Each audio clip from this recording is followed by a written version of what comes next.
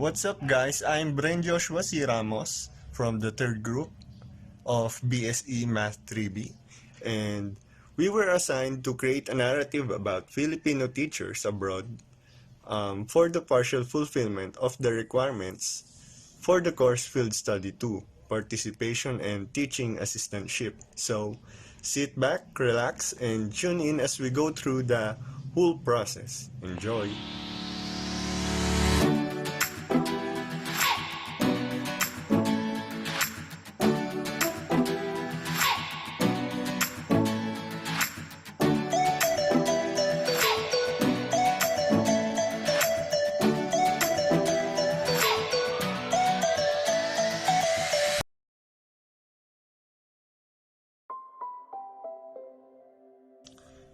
So today I have made the questions that we will ask our interviewees that will give us their perspectives and experiences in teaching abroad.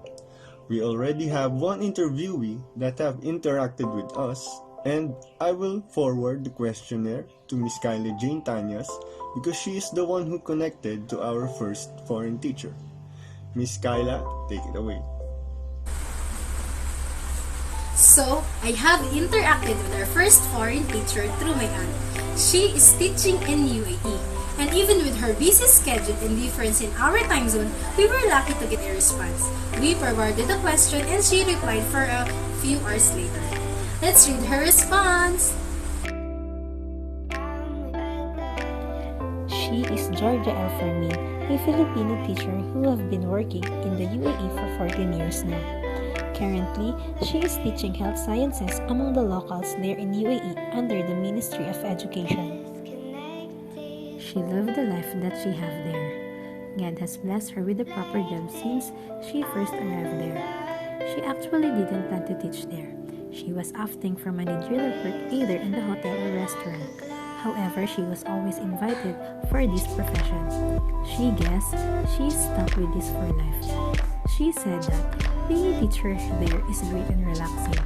Maybe busy at times with all the preparation of lessons. However, she balanced her life. She said that it's a key to stay happy and healthy. There's a time for work, love, friends, exercise, and leisure. Madam Georgia did not plan to teach abroad. As she mentioned, it never crossed her mind to work abroad. Two of her friends, who are also her colleagues from St. Paul University, Quezon City, invited her to join them in the UAE. So, they went together and after a month, they all landed in their prospective jobs. She also had experience teaching in the Philippines.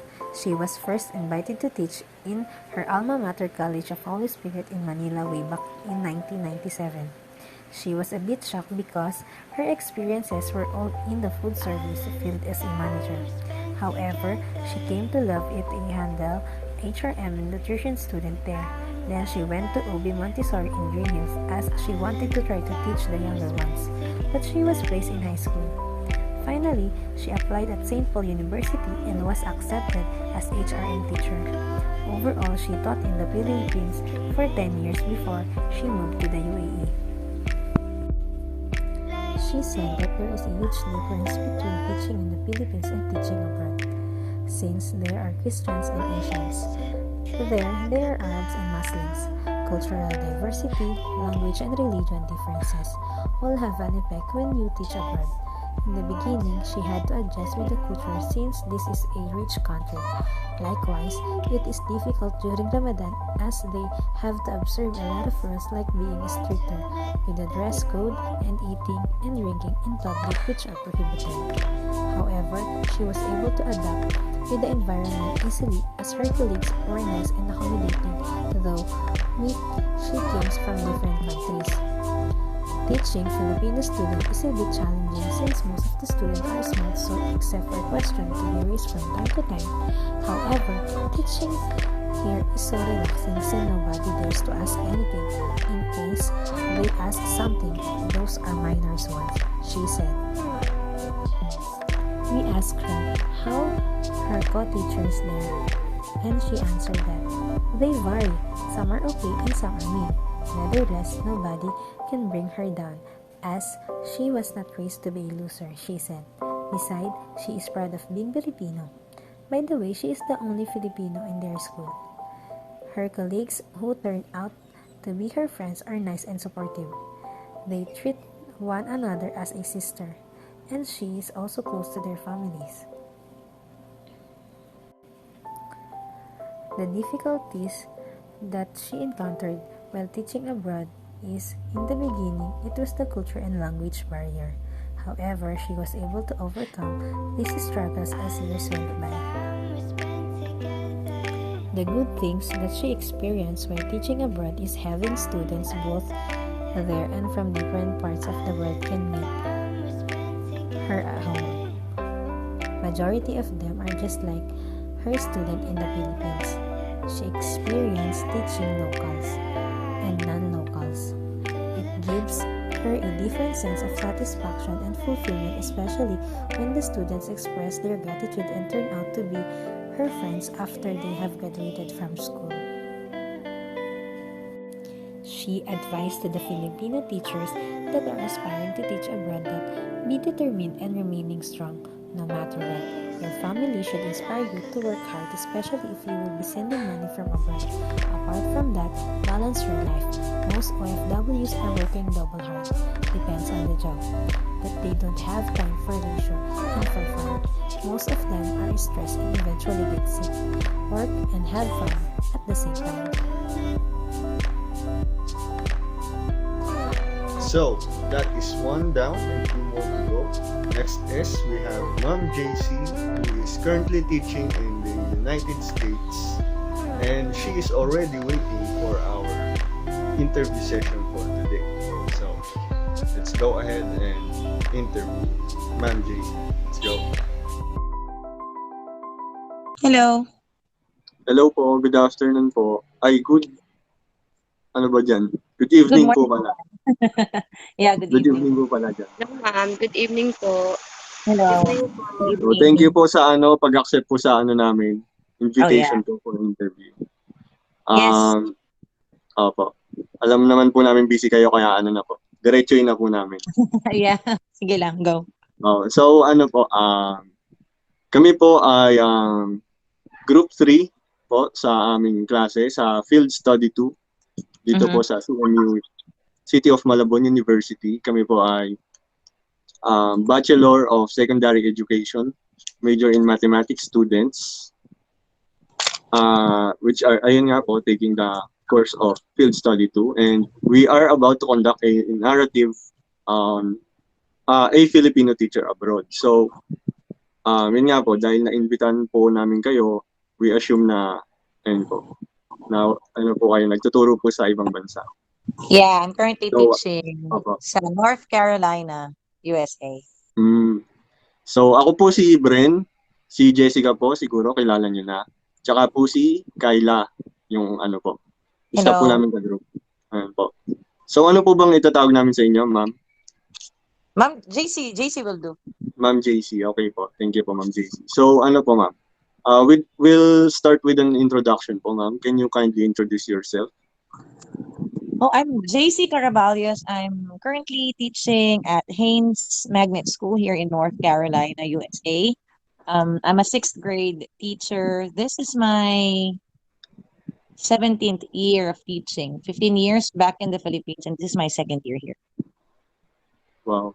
Grabe po, 17 years. So, ma'am, how is your life there abroad? Medyo naka-adjust na ako. The first year is really hard, especially during the pandemic. But the 2nd year, I'm already able to adjust. It's a lot easier compared to the first year, especially with the kids. The first year I came here, back to zero. It's as if wala akong 15 years of experience because of the kids, different when it comes to treating their adults here compared to how our kids treat us back home. So it's very different. Pero sa ngayon, it's a lot better. I was able to adjust already work-wise, socially. Naka-adjust na ako. So, ma'am, since you've said that you've taught in the Philippines for 15 years po, no? Mhm. So, Yeah. Ano po ba sa tingin niyo yung difference in teaching the Philippines and in abroad? Oh, well, madami. Unang-una, sweldo. Joke. True. Ilas mo True, na. ma'am. No, I mean, sabi ko nga kanina, during my first year here, wala. As in, feeling ko, back to zero ako. I don't know how to handle the kids. Kids are just sixth graders, so they're just 11, 12 years old. Pero mas malalaki pa sila sa akin. I'm 5'4". Pero mas malalaki pa sila sa akin. At yung build pa ng katawan nila, not just height, but the build itself, ang lalaki ng katawan nila, malalaman sila. Ang laki nila. Parang Opo, nakaka-intimidate. Yeah, unlike parang yung Asians, nakikita ako mga students, mga middle schoolers, nakatingala ka sa kanila. And then plus, one factor I think was, I came in late, like 2 weeks later because of some paperwork I had to finish in the Philippines. So hindi ako yung unang teacher nila. So I think when I came in, suddenly, nawala yung sub nila, which for the first 2 weeks, they were able to build their relationship with. Nung dumating ako, feeling nila, pinalitan ko yung sub nila.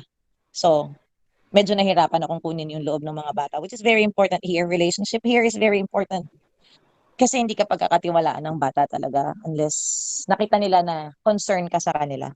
Because kids here, especially in the public school, they really go through different emotional problems, challenges. So, yun, medyo nahirapan ako. I was even asked by my assistant principal to observe a class. I actually willingly did it too. Just because gusto kong makita, paano nga ba i-handle tong mga batang to? And good thing, nakatulong naman yun. Like, siguro 1 week din akong nag-observe sa mga classes in the afternoon when I'm free. So, nakatulong naman yun. Eventually, nakita ko na kung ano yung mga, kasi iba eh, dito, hindi mo sila pwedeng basta-basta utusan, hindi ka nila papansinin eh. Tatanungin ka nila, who are you? Sa atin kasi, that's what I've been telling my co-teachers here. Sabi ko sa kanila, you know what, in the Philippines, the mere presence of the teacher makes the kid behave. Dito, kahit assistant, kahit principal, pakaharap nila, they don't care. Wala. Sa feeling nila, hindi ka concerned sa kanila, they don't care at all. So, isa yun. Behavior ng mga bata is really, really, really different.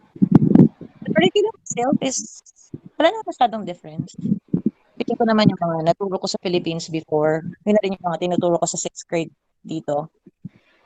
Mostly sa attitude lang po talaga ng students. Yeah, No? yun talaga yung malaking adjustment na up until now, sobrang laking adjustment. So, yun ang medyo malaking difference talaga. The attitude, the behavior is really, really different. Kids here know their rights. So, lagi ka nilang, I know my rights, not do that to me. So, lagi silang palaban dito. Never silang hindi sasagot. With my co-teachers, maganda yung ugali nila na very straightforward sila. And, they tell you what they want. They tell you what they see is wrong, what they see is right. Without any emotions attached. They're very objective. Which I think sometimes sa mga Filipinos is, di ba, sometimes pag may napuna sa atin, we tend to be hurt. Dito hindi uso yun sa kanila. Very straightforward, very assertive sila. So, which I like actually. What made you choose teaching abroad, ma'am? Oh, actually, it's very personal. I'm already 36 when I decided 35 when I decided to work here because I realized wala akong insurance dyan, wala akong ipon, my parents are getting older, we don't have a house. So basically, yun talaga yung nag-force sa akin to teach. Very personal. Kasi I know if I'll be staying in the Philippines, doing the thing I love, pero hindi niya masesecure yung future ng family. So ma'am, dahil napag-usapan na po yung parang reasons na ng pag-alis nyo sa Philippines ba? Diyan naman po ba, meron po ba kayong mga na-encounter na difficulties po sa pagtuturo niyo? Bukod po sa attitude, nabanggit na mo.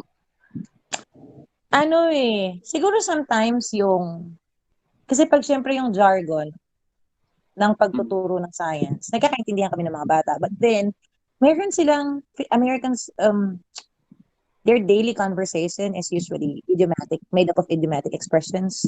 So yun yung mga naging problema ko noong una na pag daily conversation, tapos papasukan nila ng isang damakmak na idiomatic expressions, yan, medyo mahirap. Pero pag science teaching, well, wala akong problema. Siyempre, it's what I've been doing for the past 15 years. So, kahit anong vocabulary kaya. Pero yun, minsan, trying to communicate with the adults, especially sila yung mga ganun, mahilig sa ganun na idiomatic expressions eh. Yung mga bata madaling mag-adjust. So, kahit different yung accent mo, kahit different yung way of, you know, speaking mo sa kanila, they'd adjust. Yung mga adults minsan ang medyo parang mahirap makipag-usap. I mean, hindi naman mahirap I mean, basta may mga sasabihin ka na di nila magigets or sila yung may sasabihin na hindi ko magigets na I have to think many times para ma-decode ko ano nga ba yung sinabi niya kasi nga puro idiomatic expressions. Actually, my first few months here I spent studying yung mga ganun, ano yung idiomatic expressions that they use on a daily basis. Ganun. So ma'am, with that being said po, doon naman po tayo sa good sides naman po na na-experience nyo dyan po in teaching abroad. Especially during the pandemic, ang dami kong apps, student engagement platforms na natutunang gamitin. Na minsan, actually yung mga Americans naman, even though they're older, kasi dun sa dati kong school, pag medyo mga tita-tita na yung mga co-teacher mo, aasa na lang sila sa mga mas bata-bata sa kanila. So, you do this, you do that. Dito ma-amaze ka na ang galing kahit may mga may edad na. Siguro because they live with it their whole life, kayang-kaya na nila yung mga gano'n na technology, na equipment for teaching na sila na-handle yung student engagement. Ang dami kong natutunan. So, isa yun sa mga benefits ng teaching abroad. Of course, you get to know their culture. Actually, itong kinalihan ng friend nyo na group ba yan? Tawag dun sa Facebook. It's a J1 visa, meaning it's just an exchange cultural program that's offered by America to all other countries in the world. So, nag-apply ako, luckily I was hired. So, maybe they also cater other countries. So, the main objective is really to get to know more about the Americans, get to know more about their culture, and of course, you have to share your culture to them, which is good thing. Okay po. So ma'am, last question namin. What advice can you give to Filipino teachers that aspires to teach abroad? Mag-teach muna sa country. Or else maubusan tayo ng mga Filipino teachers dyan. Magkakaroon ng brain sa Philippines. So, probably, serve the Philippines first while you're young. Tapos, pag medyo, when you age and when you need a new space, a new environment, probably that's when you think of trying to teach. So, yun lang po ma'am ang namin. Thank you Okay. po sa pagsagot po sa namin. Sa interview po namin. Alright. You're welcome. Thank you, ma'am. Thank you, You're ma'am. welcome, Jessica. You're Pray welcome, for Canada. safety ma'am, lalo na dyan, marami kong nangyayari na akong ano. Feeling ko naman mabait yung mga tao dito. Dito ako nilagay ni Lord sa mababait ang tao. So, Thank sa you. New York yata marami yung medyo makukulit. Galit sa Asians. So ma'am, thank you po sa time ulit. Alright. Hope Yep. we can interact Yes, ma'am. someday. God bless po. Thank Yeah, you, ma'am. thank you. God bless po. Have a good night po. Maka 100 kayo dyan sa project nyo, ha? Sana nga po ma'am. Ako. Alright. Okay. Babawi na ma'am. kayo ma'am pag-graduate na kami. Oh, yeah. Okay. I'd like to see you soon. Bye. Thank you po Bye ma'am. po. Alright. Again, you're God welcome. bless Bye. po. Yes, salamat. Bye-bye. God bless din.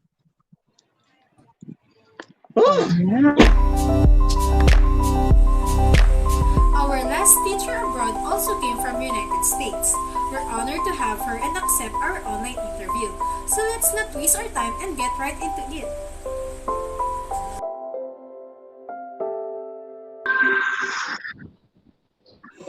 Good evening po. Hello, ma'am. Good evening po. Ay, good morning pa po pala. Yeah, Good this is evening. already Good morning sa kanila. here. Morning. That's one like 12 hours difference. Thank you po sa pag-accept na ma-interview po namin kayo today. Morning po sa inyo.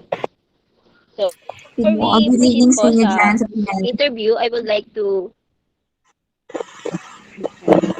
So, yun po, before we proceed po sa interview, I would like to introduce our group po muna sa inyo. Um, ako po si ako po si Nika. Groupmates ko po si Jessica and Kyla po. So, we're the students from the City of Malabon University po. And we're taking up Bachelor of Secondary Education, major in Mathematics. And we are the group in our course of Field Study 2 po. So ma'am, can you please kindly introduce yourself po before we start po the interview? Okay, so is it fine? I'm just gonna do Taglish, because I'm actually coming from Visayas. I mean, I know how to speak Filipino, but because I'm used right here now, might be I can't translate some of the words in our dialect. So again, good evening to all of you, and I am Miss Karen May Lopez. I'm actually currently teaching here in South Carolina, USA. I'm actually handling special education classes, although I'm not a math major, but I'm actually teaching kindergarten down to 8th grade. So kung sa Pinas, kumaga from elementary down to high school. Because I'm on social services, so I actually cope up ELA to math. That means I am teaching kids, having specific learning disability, or like there are actually kids that they were inside their regular classes, but they just need support in ELA and math. So I pull them out and I teach those kinds of subjects. So somehow I cover also math.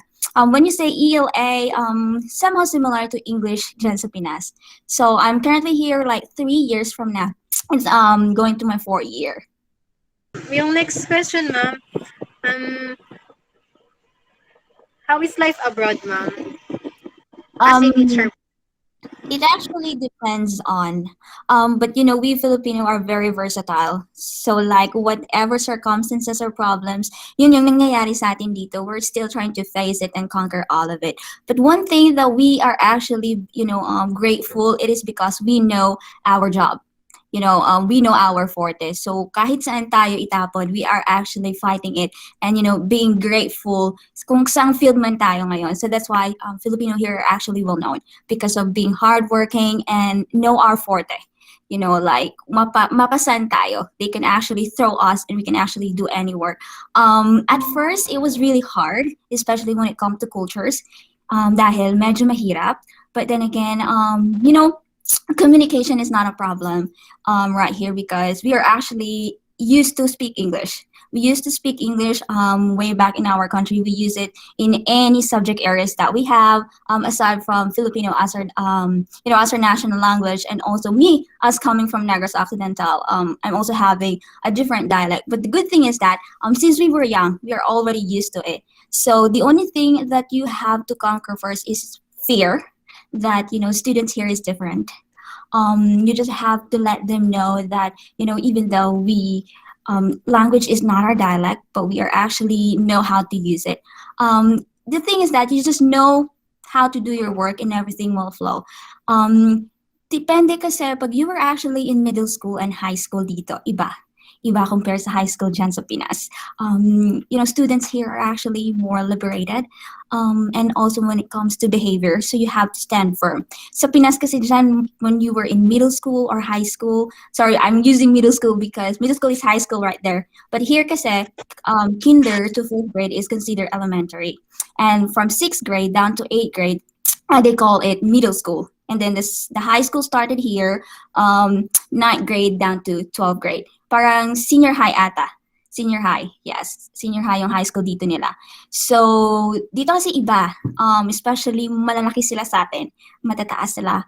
And they were very well protected here dito. So, as a teacher, you really know paano kunin yung kiliti nila. Because, a lot of teachers here suffer actually stress, depression towards the students kasi pag nakita nila that you're not strong, because they're gonna test you at the very beginning because again, we are actually just a foreigner here.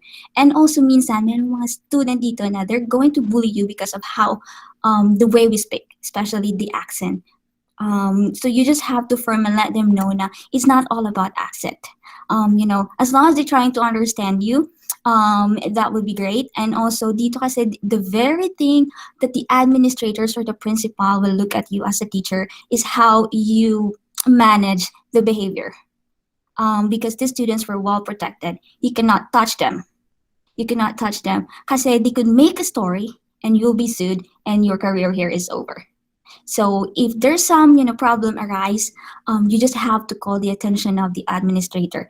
Pero mang nagsuntukan sa harapan mo sa Pinas, you have to stop them. Dito, you can't. You can't stop them. Unless you're a local teacher, you could. But if you are just a foreign, they always tell you that always ask, or call the attention of the guidance counselor or even the administrators. They also wanted you to be protected because these students can make up stories. And on their stories, parang ikaw pa yung lumalabas na masama. And there is actually one Jamaican teacher right here. He's a PE teacher. And what happened is that everywhere there is a CCTV here. So all our classes, all our classroom has a camera. Hallways has a camera. So, that's also the evidences that they could pull out. So what happened to him is that sinabi ng bata na tinulak siya ng teacher.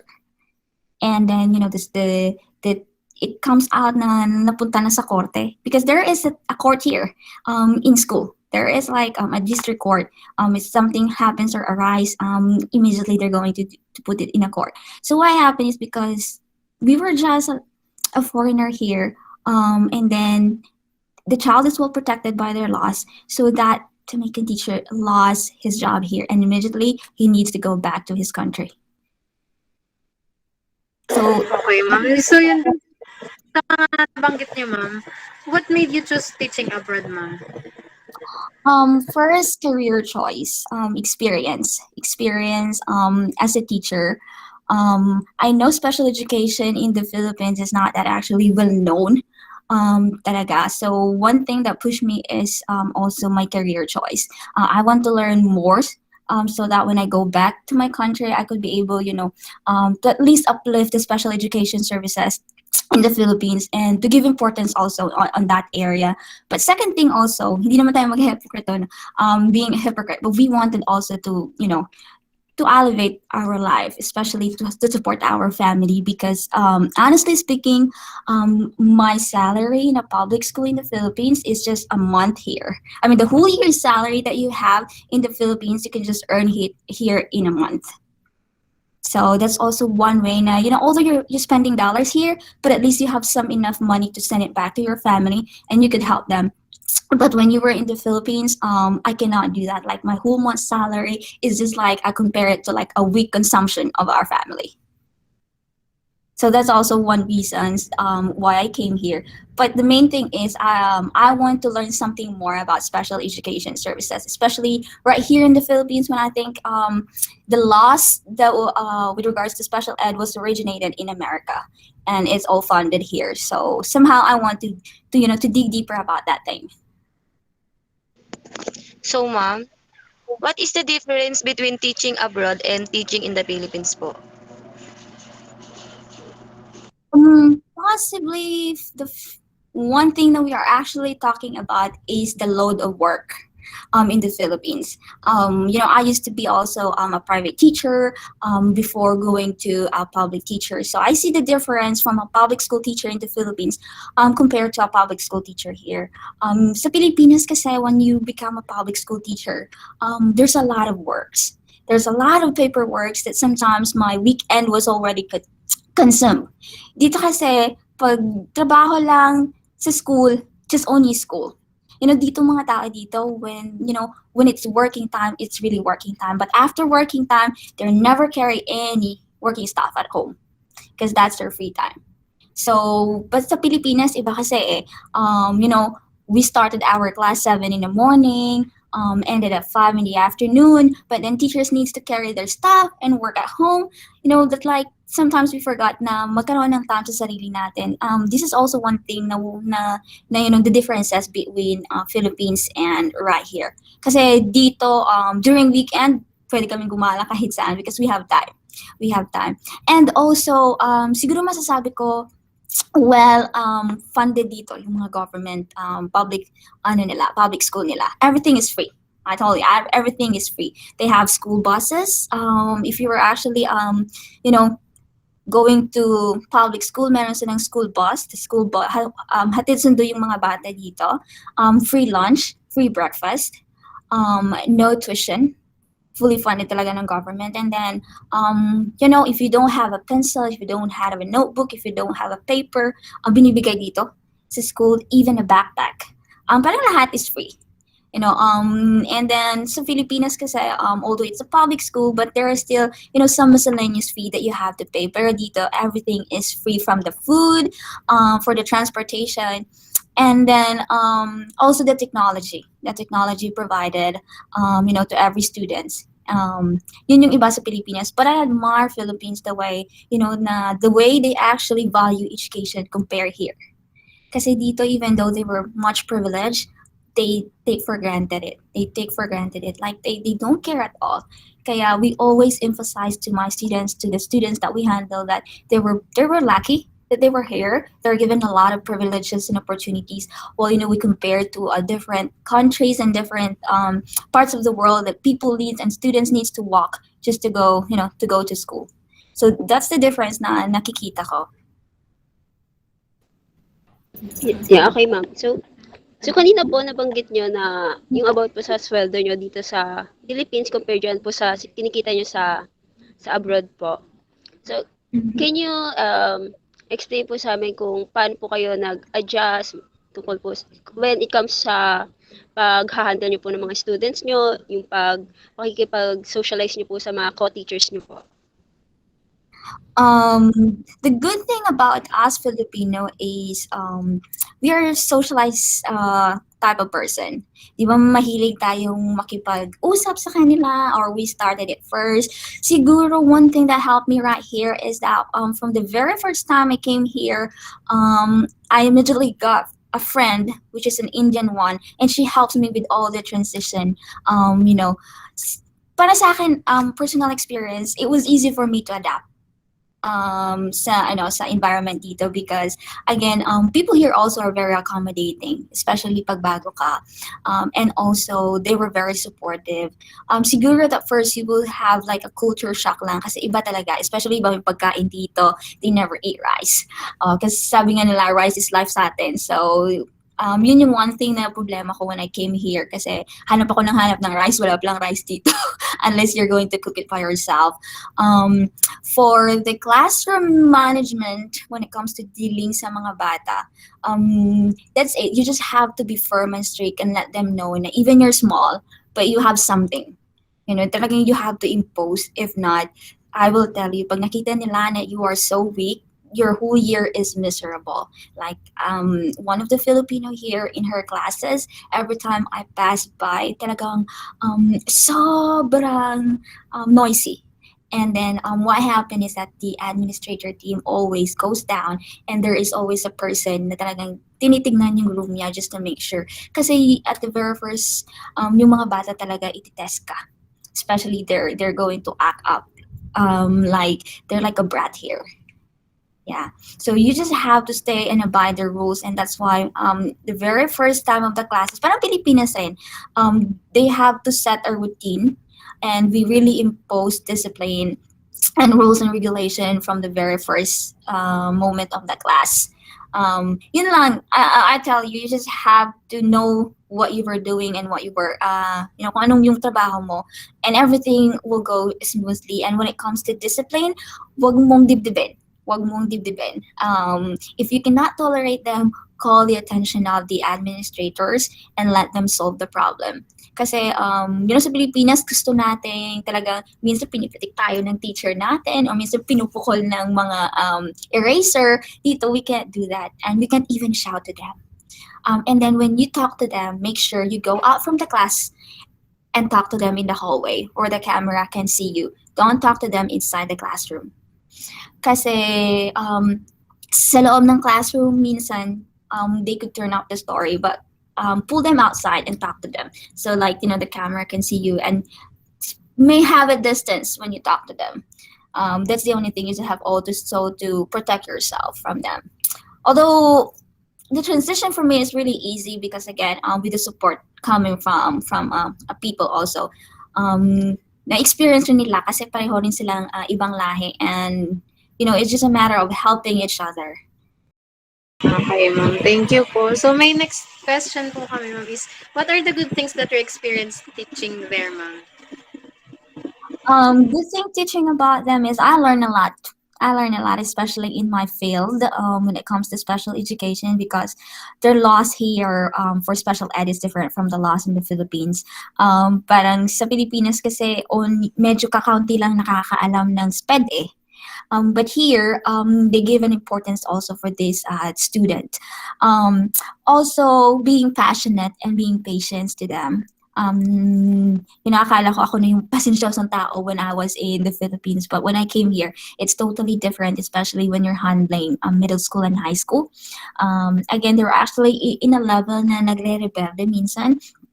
But when you actually learn to know why they actually, parang you're also like a psychologist, you're trying to observe them and learn from them. And then once they actually attach to you, you will see that they're actually a sweet, child. And also, it's all about learnings in life also and experiences when it comes to your career. Yeah, kasi again, learning doesn't actually stop when we stop also, going to school. So it's just a continuous, and also right now I'm taking my master's degree here. So that's also added, for your learning. So marami kang learnings dito, especially how to become independent. Because I have no family here, and I just came here when I was like 24 or 25. So it's still fresh for me, and then it's new. It's my first time to come out from my comfort zone. But then you realize how strong you are until the only thing that you could do is to be strong. Because again, wala kang kakilala dito, you don't have any family, and you become to be independent and mature for making decision by yourself. But at the same time also, somehow I became a breadwinner for my family because I'm also sending my siblings to school. He's actually also going to graduate as an engineer, and the other one was taking architecture. So somehow that's also, a reward for myself. Yes, so yun, ma'am, yung last question is, what is your advice to Filipino teachers that aspires to teach abroad? Kagaya kanina, medyo napahapyapan nyo na po yung tungkol sa, kung yung parang inspiration po sa amin kung gusto namin magturo abroad. Yung kung ano pa po yung masasabi nyo pa po dun sa mga Filipino teachers na gustong maging teacher abroad po. Gaya nyo, ma'am. Just keep on dreaming and just make sure that you are prepared enough both mentally. Because one thing na talagang kailangan mong harapin dito is culture shock, and then you miss your family, and minsan parang iiyak ka na if meron lang may nangyari, parang gusto mo nang umuwi. That's why when you wanted to take a risk, just make sure that you prepared yourself mentally, physically, and psychologically, like no matter what happened. And then the thing is that you really know what you were doing. Yun lang, talagang if your major is bad, you know what you were doing, you know what's the job is, and then siguro tiwala. I actually have a faith in God. To tell you frankly, this is not actually something that happens to me that I prepared to come here. It just happened immediately, like the opportunity knocks, and then I just take a risk. And I never imagined that in my whole life I will come here. The story behind it is just, I'm contented with my life in the Philippines, but I have some actually seniors here, like a coworker also na pareho kaming school na tinatrabaho, and then one person come up here. And then also the next year, he encouraged another teacher, like a group of friends, to come here. And then the next year, what happened is they're actually telling me, do you have a passport? Do you have like this? And I said, I have a passport, but I don't have those, and I don't have money, for all the paperwork to follow up, applying visa and such like this. And he said, no, try. And I actually do that at the last month of hiring. Nagsan lang ako ng application ko, and then I didn't imagine that they were going to approve the application, and then they proceed me to an interview. The good thing about my interview is actually um, ano lang sa akin, pina-record lang. Meron silang question, like 20 questions that you have to answer for like 15 minutes. So yung 20 question na yun, kailangan mo sagutan with substance for 15 minutes, and then they're going to look at it, and then if they want to hire you, they're going to interview you personally. But I'm lucky because they're just approve my interview through my video. Hindi ko talaga ina-expect, akala ko wala na eh. And then suddenly, I remember it was a Sunday morning, and then like 5 in the morning in the Philippines. And I usually used to open my phone just to look at the time. And the first thing that I noticed is the email coming from my sponsor that one of the district hired you. And then the thing is, yes, I was hired, but the thing is, kailangan mong magbayad ng mga course by course evaluation, but they're going to pay that. So wala kang pera. But God, if God wants you to have, if God lets things happen, it will really happen. If it's really your destiny, the only thing is just pursue your dream and aspire. And of course, with aspiration, you have also to do some things. Kasi hindi naman pangarap lang and then walang ginagawa, di ba? We should also work for our dreams. So just keep on, work on it, and definitely in the end, you will actually reach the dreams that you have. Ang galing. So yun ma'am, that's all po. Thank you po sa pag-accept sa amin na marinig po yung mga words nyo. Nakaka-inspired po talaga. Sana po soon maging kagaya niya rin po kami. Yes, you also, and gain some experience, like it was our 2 years experience or 3 years experience, and then try. Yes ma'am. Thank you po ulit. A lot of people do the same thing here. So you can try. Thank you ma'am. God bless po. Thank you po kayo dyan Thank you lagi. po. Hope to see you soon ma'am. Bye. Bye po. Thank you Thank po. you po. Well, that sums up our interview sessions with our fellow Filipino teachers abroad. And I hope that you've learned a lot about the perspectives of our guests in their situation in teaching on a foreign soil. So, what impacted on me the most is the differences between the people they interact with there. Not only the students, but everyone from different races. It really seems difficult to adjust to the new environment that they ventured on. But as what most people say, we're Filipinos and we're known to be good at adapting to almost anything. What about you, Ms. Tanyas? I learned from their sharing of experience that you need to be determined and steadfast for your family and dreams in life. Being a teacher is not only a profession, but it's also a part of life that you choose and value with all your heart. That no matter where you are in the world, no matter the different cultures and customs you may encounter, a teacher will remain in your mind and heart because it's what you have chosen and what motivates you.